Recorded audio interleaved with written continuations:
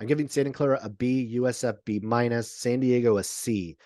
St. Mary's, I'll go ahead and say B, Portland B plus, Pepperdine B minus, Pacific B, LMU A minus, Gonzaga C plus, and BYU D.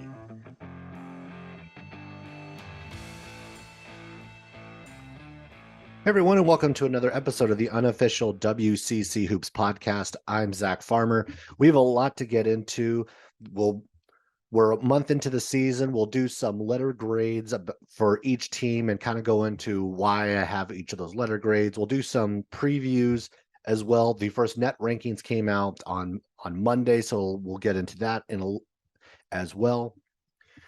But first, we're going to kick it off with just like the three big things I saw from the past week and how this is all going to kind of play out and how these are going to impact, I guess, the rest of conference play and whatnot. So the three big things, and I think the first one is the big boys each have 3 losses. Both Gonzaga and St. Mary's have 3 losses apiece. But in neither scenario is this the end of the world. This is the first time Gonzaga has had 3 losses within the first 8 games since 2010. And for St. Mary's, this is 3 straight losses for the first time in a couple of years. But for each of them, it doesn't feel like that the ceiling is crashing down on them. It doesn't feel like that this is a sign of doom for March. And for each of them for each one it's different. So let's take Gonzaga. Gonzaga has 3 losses. They're 5-3 right now. The 3 losses are against the current number 2, number 5, and number 6 teams in the country. And the most recent one was against Baylor, number 6, by 1 on a neutral court, which is a much better performance than we saw against number 2 and number 5. Number 2 being Texas and number 5 being Purdue. We saw what happened in those 2 games. So this is, to an extent, this is an improvement from where we saw what Gonzaga against top competition just even a couple weeks ago and a few weeks ago. But that doesn't obviously mean that there wasn't room for improvement. We did see that Rasheer Bolton was a little turnover prone still. Nolan Hickman couldn't get on the scoreboard despite having 8 assists. There are still things you could point to. Turnover still being an issue for Gonzaga. So it's not to say that there's not things to work on, that there's not things that Gonzaga can do that they can't improve on. This is still more of a pointing out that Gonzaga may not be at that top line yet, but that doesn't mean that they can't be. Clearly, there was at least some sort of incremental improvement toward getting better. When you lose by 18-16 and then you lose by 1 against these teams, that's clearly a sign that you're starting to make some of the changes that are necessary. And I think also, again, it's remembering for both of these teams that it's still only December 6th. It's December 5th. And there's still a long way to go. We're only 1 month into the season. Gonzaga has plenty of opportunities. As I record this, they will play Kent State tonight, a good Kent State team. And then also still have Alabama on the schedule before we get to conference play. So again, plenty of opportunity for Gonzaga still. This is not a sinking ship by any means. And I know, I saw a few comments even suggesting that Gonzaga should not be a top 25 team, which is still utterly ridiculous. Before the poll comes out, they still had beaten number 19 and number 20 on last week's poll. So clearly, that mid-teen range is about right for Gonzaga. Anyone thinking they shouldn't be in the top 25 at all is the idea is absurd to me. That doesn't even track. And then for St. Mary's, 3 straight losses, and admittingly, after the losses to Washington and then to New Mexico, I was having a hard time thinking about this offense and how limited at times it seemed that they were. And to an extent, that's also what we saw in the first half against Houston. Now, again, doing that against Houston, the number one team in the country, one of the top defenses in the country, is understandable. But what we saw on Saturday, what I saw on Saturday out of St. Mary's was a grit and determination to claw their way back out of their deficit. They trailed by 11 at half. They crawled their way back in. They were within 3 with a minute left, ended up losing the game by 5. But they found different ways to attack the Houston defense. They found different ways to remain competitive in that game. Aiden Mahaney looked like he started to figure it out. It looked like Logan Johnson, I think, had his best game of the season, and that's the sort of thing. Like, if they can see that Logan Johnson on a consistent basis, this team is going to be special. They took away Mitchell Saxon, and this is where they need to figure out a way to find the offense without Mitchell Saxon being involved or being a primary component in it. So we'll see. We'll see how that goes. We'll see where all that lands. But again, a 3-game losing streak on the surface doesn't sound great, and it's not great. But I think the game against Houston showed more promise of what this team could be, and showed at least that there was some level of there was a level of improvement from both the New Mexico game and from the Washington game. I also like to point out that 3 losses by a combined 13 points. So it's not like St. Mary's is getting blown out even in these close games, even in these losses. They are still remaining competitive and just need to make a few tweaks to be able to get over the hump. The next big thing is LMU. Turn around and look at LMU is 7-3 now. They won the Jamaica Classic, which again, yes, against some very low tier major conference opponents. But then they had a couple of opportunities this week where they were at Colorado State and then they played Nevada. Yes, they lost at Colorado State by a hefty margin. It was the return of Isaiah Stevens for Colorado State, and that was a huge lift for them. That made Colorado State a different team once he came back. But then they rebounded and came back and beat Nevada by 12. LMU is not going to go away. This LMU team has started to clean up a lot of what was wrong a year ago. This was a team that was last in the conference in turnovers per game. Now they're 4th. Cam Shelton has really started to come into his own. He's averaging 17 a game. You still have the likes of Kelly Pepe doing his thing. You have the freshman Chance Stevens is starting to contribute as well. This is a deep team now, and they're doing some of the little things right. They're shooting better than they were. They're taking care of the ball better. They're not quite rebounding the ball all that well yet overall, but this is a team that is going to be.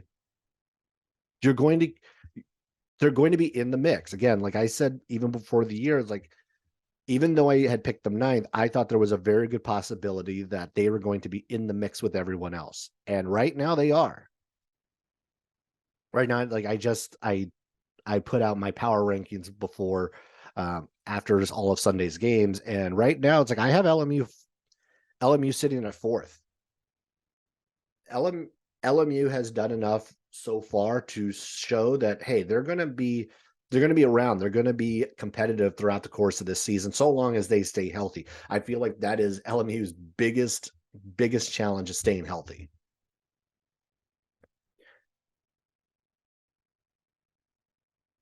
And speaking of teams starting to show promise, and I'm going to talk about an individual here, is San Diego's Jace Townsend. This was a guy who transferred in from Denver a year ago and was averaging 20 per game for the Pioneers. And we really didn't get to see what he could do as he adjusted to the league, and also because he was battling injuries a year ago. And now that he's healthy, he's getting those reps. He has found his rhythm. He's averaging 16 a game, 55% from the field. He's 4th in the WCC at 51% from 3. And he's one of 5 Toreros that's averaging double figures. Jace Townsend has really kind of stepped up and started to kind of be one of the leaders on that San Diego team. One of the few returners on that team. So this is, I think, like just showing the promise of what we thought we might see from Townsend a year ago. Early yet, San Diego still has a few opportunities coming up as well. So with Townsend's play, we'll continue to monitor that, but it's good signs coming out of San Diego. All right. So now let's get into the grades. So I'll say this, that most of the teams I think have done a pretty adequate job of where we thought they would be, where they are, and everything else. Some have overperformed, some have underperformed, some have been like, it's about what they are. And if I've said that's about what we thought they would be, that's like C plus B minus for me. So just giving you a little bit of the rubric on how I'm going to go down the list. All right.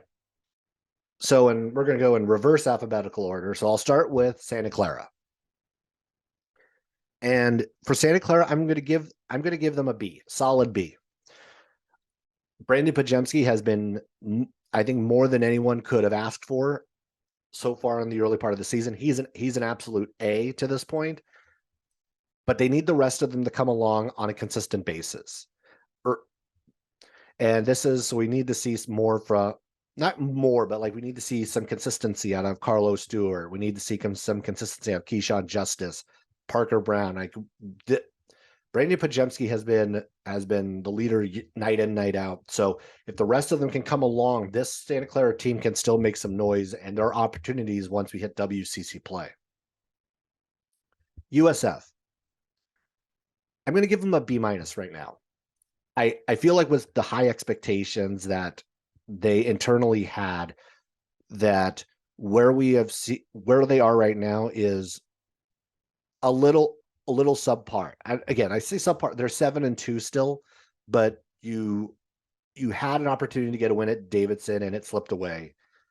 And Utah State ran away. Now, this could be more about Utah State than it is anybody else, because remember, they did the same thing to Santa Clara just a few weeks ago. But for me, USF is kind of like, they're right about where I thought they would be. I don't think that they're by any stretch great. I don't think they're by any stretch exceeding expectations. A B minus is about where I would have them. And again, they also still have opportunities coming up. They will see UNLV and New Mexico in the next couple of weeks. So opportunities to kind of move up and give them some potential NCAA resume wins. They're on the docket, so it's now up to USF to take advantage. San Diego, I'm giving them a C plus, and I say C plus because I'm still unsure what San Diego is.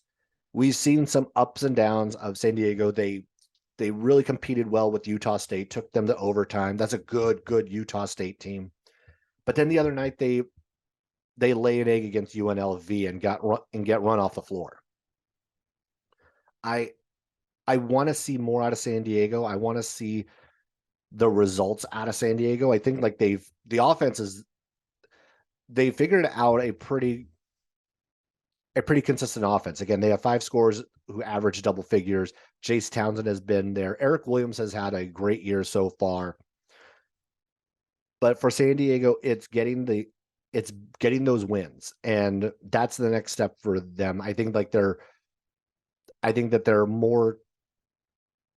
more dangerous team than a year ago, but now they have to go out and pick up the wins. St. Mary's. I was going back and forth on this one. They're a BB minus to me. Again, I think that what we saw them starting 6-0 was as expected. I think once they got past North Texas and the Vermont games, this was about what I thought. I anticipated they would actually be 8-0 going into the Houston game, which obviously did not come true. They dropped the one to Washington, and then they'll drop the one to New Mexico. Now, New Mexico is also, I think, much improved from a year ago, and I think that's a very clear sign because I think they're 8-0 at this point. But I think that St. Mary's is probably right about where I expected. I think before the Houston game, I would have probably had them at B minus, maybe C plus overall. But with the game against Houston and just how resilient they showed themselves to be down in Texas against a team that is un, unquestionably one of the contenders for a national championship, I think they showed that they can play with anybody. And to me, that's like I'm raising that up to like closer to the B, a solid B range. Portland. Portland, I'm giving them a B plus. And that's largely because of what we saw in the PK 85. And yes, like the teams that they've all faced have now hit all bumps in the road. Carolina's sliding, Michigan State is sliding. Villanova is not the team that we once knew, but they showed well. They showed well against these teams.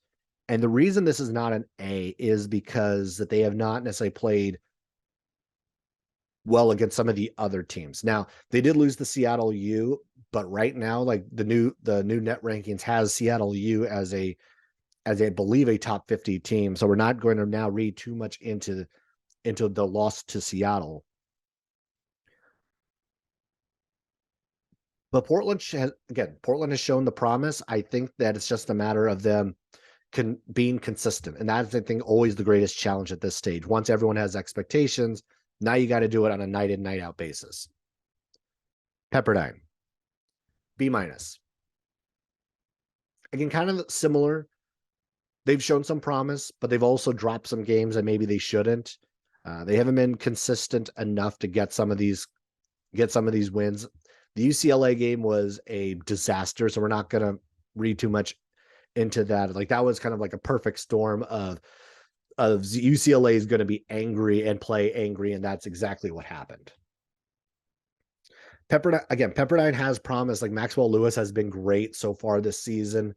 Houston Millette has been great. So for them, it's a matter of bringing the defensive intensity on a regular basis. The offense is there. They're the best shooting team in the WCC right now. So they have to bring the other half along so that they can remain competitive. Pacific. I'm giving them a B, and that's based on expectations of where we thought they would be. I think the biggest thing for Pacific is that they now have a clear identity. They now resemble more of that rough and rugged team that David Stoudemire had, and this was a team that was devoid of any sort of identity a year ago. The fact that you can see the style, you can understand what Pacific is going to try to do is a huge improvement, and I think that's what we're going to continue to see into conference play. Again, there's still a ways off. They're not that good still, but the fact that we now have their identity, I think, is a big step in the right direction.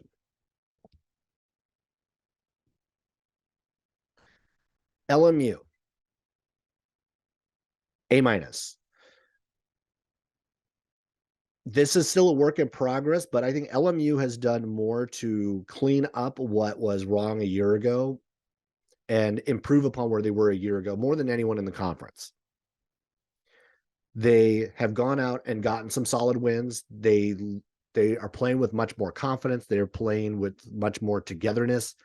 They're starting to pick it up. They're starting to pick up some steam. They're 7-3 right now. Again, they have opportunities. They play both Grand Canyon and then they also have Utah State this week. Utah State is playing like the WCC gauntlet. And so, and with a couple more opportunities to get good wins, LMU is going to remain in the hunt. Like they're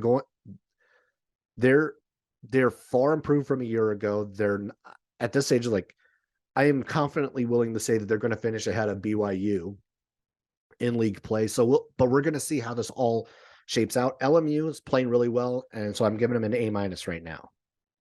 Gonzaga, C plus. Gonzaga's a C plus right now because while we have seen them get the wins that they should get, there's still a gap between them and where we thought they would be at the beginning of the year. The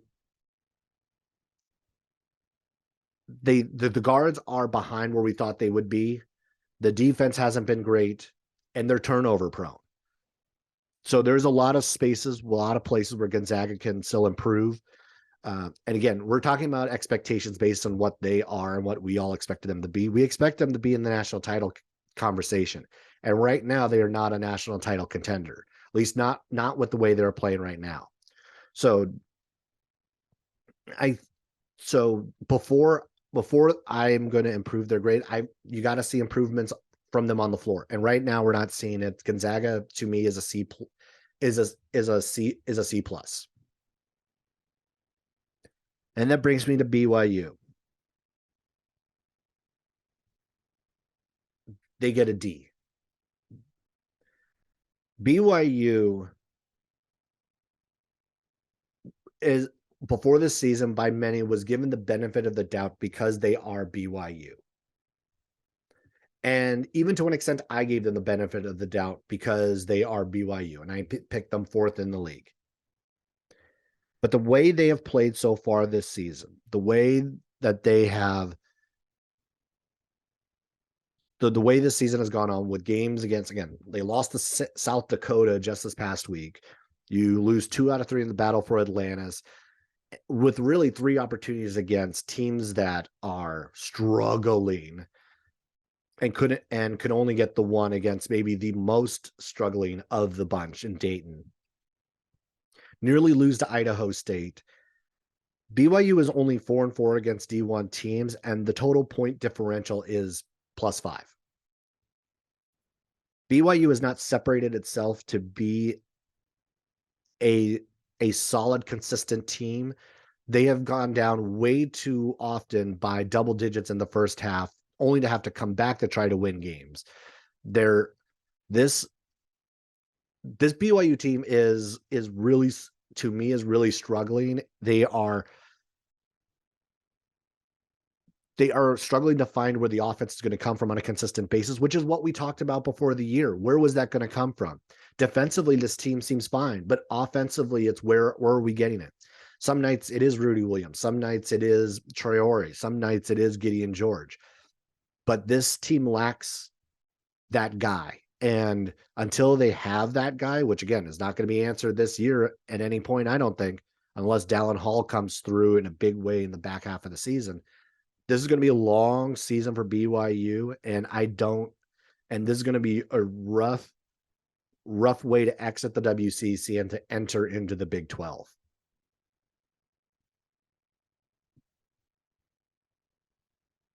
All right, so that's a wrap up of the grade. So again, review Santa Clara.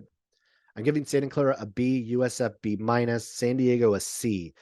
St. Mary's, I'll go ahead and say B, Portland B plus, Pepperdine B minus, Pacific B, LMU A minus, Gonzaga C plus, and BYU D. All right, and we'll also get into the net rankings. The first net rankings came out just Monday morning, and we have some interesting tidbits on that. Obviously, really early. You're not going to read too much into what the net rankings are right now.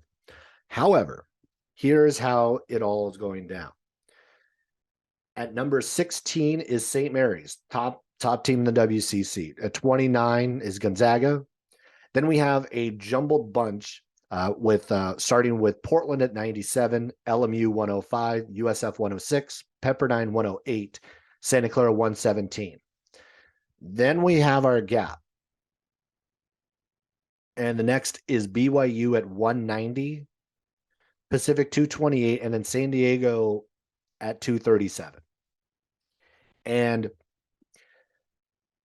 the initial thoughts of like, this isn't terribly surprising. I'm not surprised necessarily to see St. Mary's at 16. I thought Gonzaga's at 29 was maybe a little on the low side, but I'm not, again, like very early. It's like okay, it's right in the mix.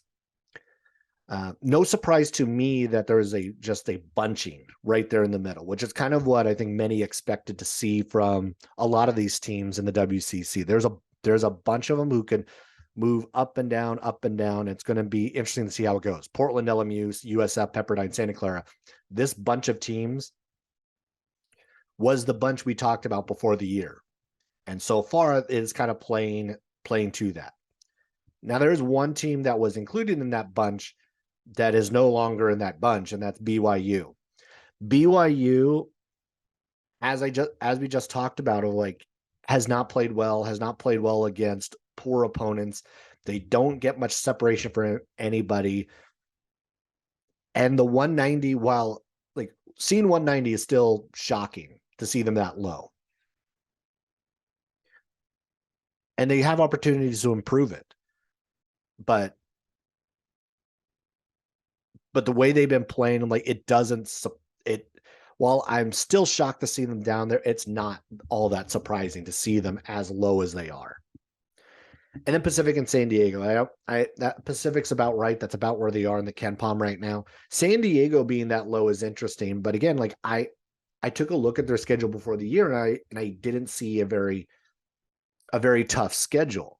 They do have some tough opponents. Again, they have Utah State. They had UNLV, but they lost both those games. So, and those were both home games. San Diego, I think, still has a ways to go. I think there's a consistency thing there. There's still a figuring out how to win together component to this. So we'll see how it all goes. Again, very early in the net, just some very interesting tidbits. That St. Mary's has the top spot right now in the conference, and that BYU is kind of hitting the skids on the eve of them joining the Big 12. And so now as we start to look forward to this week, there's a few key matchups to keep an eye on, games that are going to be actually important to the resumes of these teams moving forward. So first off is tonight, Kent State is at Gonzaga. That is a very good Kent State team. They pushed Houston, only lost to them at Houston by 5. They beat Portland earlier in the year. So a good Kent State team. Keep an eye on that. LMU, again, as I mentioned, they have two different matchups that are going to be key for them. They're at Grand Canyon on Wednesday, and then on Saturday, they're going to be playing Utah State in Las Vegas. Big matchup for St. Mary's is going to be in Phoenix on Saturday, and they're going to be playing San Diego State. The San Diego State team has been a pretty awful matchup for St. Mary's in the past few years. But this is an important one for St. Mary's. Like they obviously, like they're riding a 3-game losing streak right now. They will play Missouri State on Wednesday before this matchup, but this is a big opportunity for St. Mary's again against a top 25 team, against a team that's going to be likely in the NCAA tournament, and another grinded out defensive team, and they're going to have to find some level of offense. This is a San Diego State team that plays a very different style than the Houston team, where they rely on their athleticism and speed. This is going to be a punch your face, grinded out sort of game, and that's exactly what we saw a year ago with these two. For Santa Clara, New Mexico State, Santa Clara has had some opportunities against good teams. They gotta win against a solid and probably will be better than they are right now Wyoming team just last week. Santa Clara, I think, just needs to start to find the more consistent play from everybody else. Keyshawn Justice has started to kind of round back into form. He's had, I believe it's 5 straight double-figure games, so he's really starting to pick it up. And we're also starting to see some more consistency out of Carlos Stewart. So that's also exciting for Santa Clara. For BYU, the big matchup for them is going to be Creighton on Saturday. This is a Creighton team who also is coming off of a bad upset loss against Nebraska. Creighton is probably going to be a little more focused than they were just a few days ago. Creighton just seems like a bad matchup. They have Andrew Nemhard's brother, who's going to be running point for this squad. He has been very good so far this season. And again, like this, Creighton is a team with size, and BYU does not have a whole lot of size. So we might see a little bit more of Tiki Aliatiki in this one. And for BYU now, again, like if BYU can pick this up, like it'd be great. They've played competitively with everybody they have faced. Like I'm not gonna like take that away, because they have, like, they've been in every single game they've played. But can they get over the hump? Can they find enough offense to be able to to overcome some of these opponents. They fell flat at the end of the San Diego State matchup. The same thing happened against Butler. So like it's a matter of BYU finding that rhythm early and continuing that throughout the course of the game.